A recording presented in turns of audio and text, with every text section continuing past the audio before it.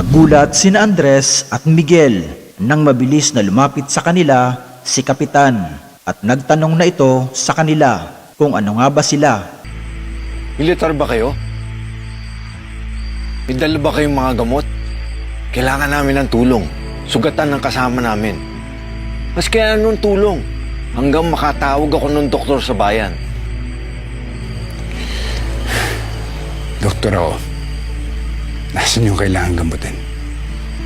Doon. Halik kayo.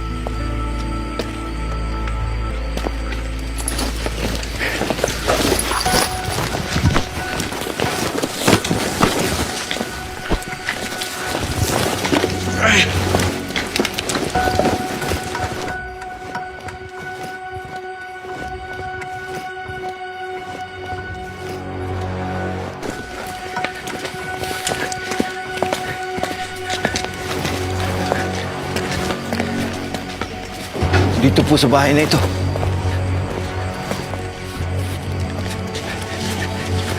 Agad naman na nakita ng ilang mga taga-baryo sina Andres na nangakong papaslangin ang mga dayo kapag nakita nila.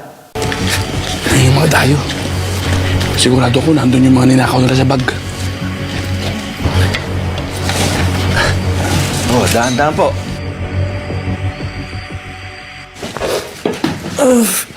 Ngayon lang, baril sa sahita. Ayos ka lang. Hayop yung mga samayo na yan! Hayop sila! Kamusta? Nahihilo ka ba?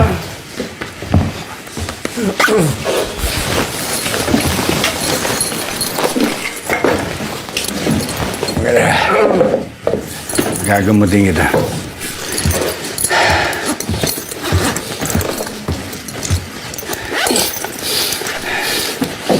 Medyo masakit. Tiisin mo na lang, ha?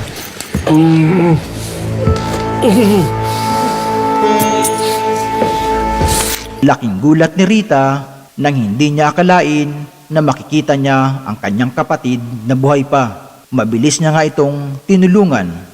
Emer,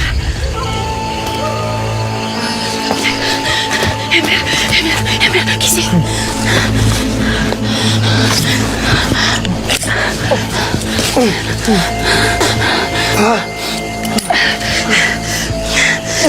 Alis na tayo sa lugar nito, ha? Hindi ka na babalik sa kanila. Tara na. Tara na. Hindi, ate.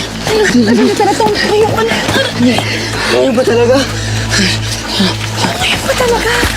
Emer, sumama ka na sa akin. Alis na tayo dito. Halika na. Hindi. Kumuha ng pera namin. Papawiin namin yun. Emer, pera naman na talaga mahalaga sa'yo ngayon, ha? Bakit, ate? Di ba pera naman yung dahilan kung bakit tayo mo umalis nun? Sabi mo, wala tayong magiging buhay sa labas ng sityo. Oo, dati ganun. Pero iba na yung ngayon. Iba na yung dati sa ngayon. Paano naging iba yun? Kaya nga ako na rin kumampi sa kanila. Hindi mo na kailangan kumampi sa kanila. Halika na. Ate naman, hindi mo naiintindihan eh. Pagkakabi ko sila, mapoprotektahan nila ako. Ikaw, basta susunod lang tayo sa kanila, makukuha natin yung pabor, yung pera. Tara na, umalis na tayo dito. Emer, ano pa? Ayoko nga! Kailangan ko papatunayan yung sarili ko. Kung gusto mong umalis ka mag-isa mo.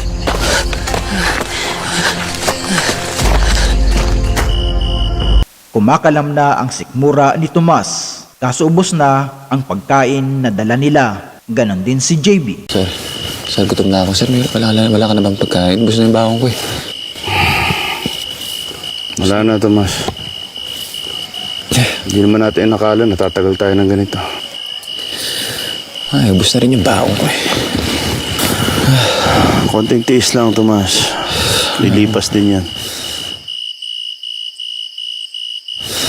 Parang kahit prutas mo lang din.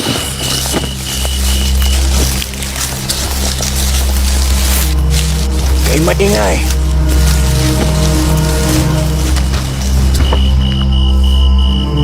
Iwan mo natin ang mga pera. Galaw tayo. Wala yan. Ilog natin doon. Ika na. Dahan-dahan. Alasan ninyo yung mga mata ninyo. Nararamdaman ko nasa paligid lang sila. Sige, tatago lang natin. Babalikan natin.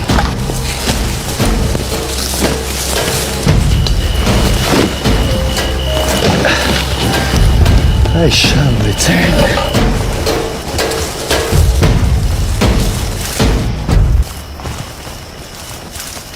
Samantalang naglalakad pa rin si Gab at Max sa madilim na daan ng kagubatan.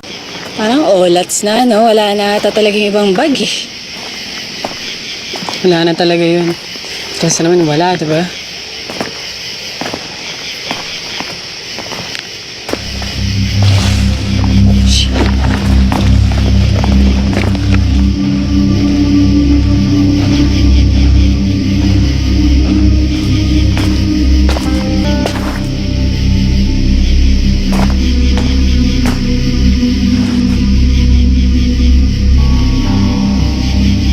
Hiker.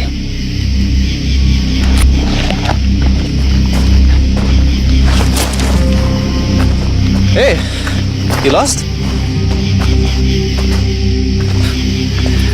I heard challenging daw talaga tong Mount Talimba. Yung iba nga daw, hindi nakakababa. Part ba kayo ng security dito? Yes. At hindi kami naliligaw. Patayin mo na yan. What if kami na mga kasama ko ang naliligaw? We can really use your help para makababa. Franco! Ay! Thank God you're here! Naliligaw na nga tayo, nagsocialo ka pa. Can't help it, Vince. Two beautiful girls in the middle of the forest. Siyempre na magnet ako, bro.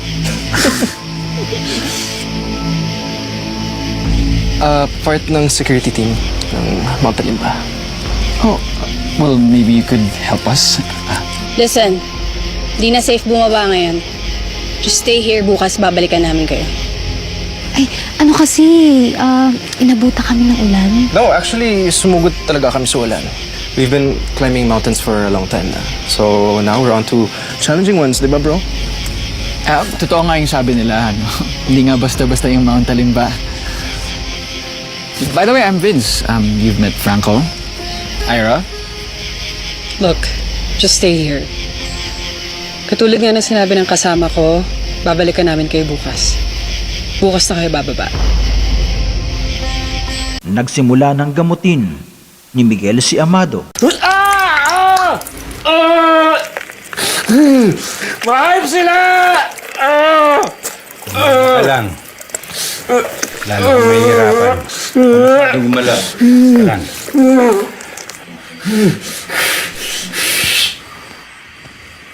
Konting tiis ka.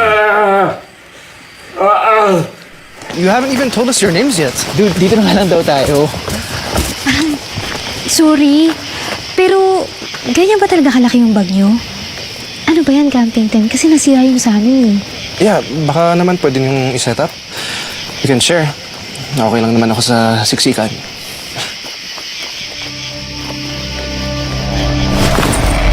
Let me help you with that. Don't. I'm good. Okay, sige. How should I call you? Hindi mo ba na-gets yung sinabi namin kanina? Babalikan namin kayo. So kung gusto mo na umuwi doon ka sa kabila dumaan. Away from us, please. Look, roronda pa kasi kami. To keep you guys safe. So dito na kayo magpalipas ng gabi. Bukas, pag mas maliwanag, mas makakababa kami. Okay? Okay. Dito na lang kami, ma'am.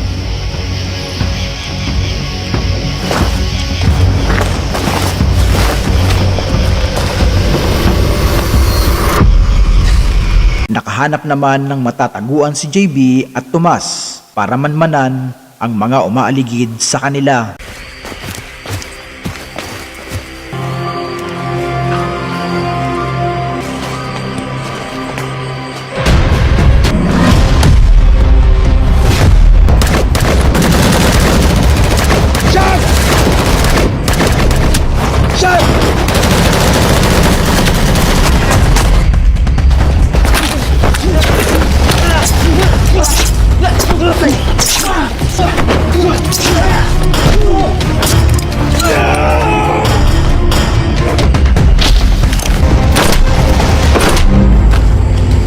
Sir, ayos lang kayo? Ayos lang.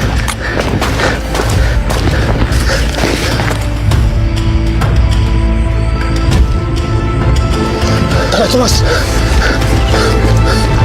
Habang naglalakad, pinag-uusapan ni Max at Gab ang mga kabataan na nakasalubong nila. Ay, Diyos ko. Di naman tinigilan na tayo ng mga yun. Pakakulit eh, no? Tapos yung Franco papansin eh, no? Kala niya matatypan mo siya. Oh, ba't ako? Nilo-type ka kaya niya. Di mo napansin? Ha? Oo. Ayaw nga tayo tantanan eh kasi gustong pumorma sa'yo. Grabe ka naman. Sa akin talaga agad. Oo naman. Tinanong nga yung pangalan mo, di ba? Erita. Alam mo kung hindi lang siya mayabang at saka di natin bit-bit tong mga to. Sakto, nag-move on ka pa din. Alay mo naman, bigyan mo ng chance. Yee! Tama ka na nga. Nakinig naman ang mga kabataan, kaya sa isang safe na lugar sila magpapalipas ng gabi.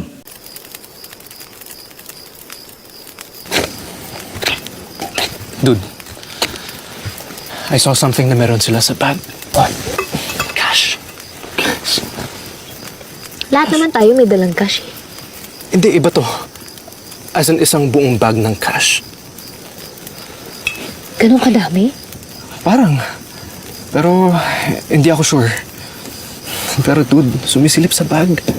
Naalala niyo? Ayaw magpatulong sa pagbuhat ng bag. Maybe that's the reason why.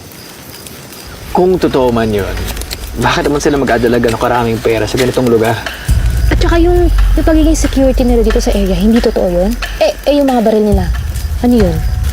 Yan ang hindi natin alam. But whatever the reason is, I don't care. Isa lang naman ang gusto ko. Uy, Franco, Bro, bakit? Ayaw mo ba? Remember, your firm is hanging by a thread. And me, I need my money for business. Ira, ikaw. Nasaan na ang bahay mo, di ba?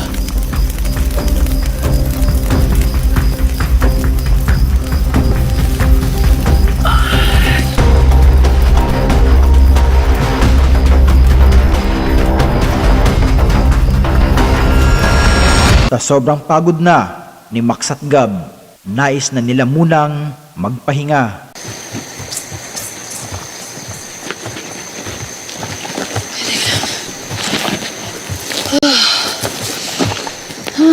Ano kaya, Max? Ano, pahinga muna tayo? Baka namang safe dito. Sige, kita na lang tayo pa umaga. Depends na lang tayo sa pagbantay, ah. Okay.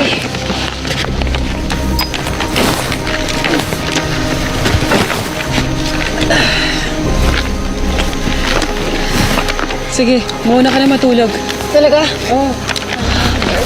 Thank you, Max. Tawi ako mamaya.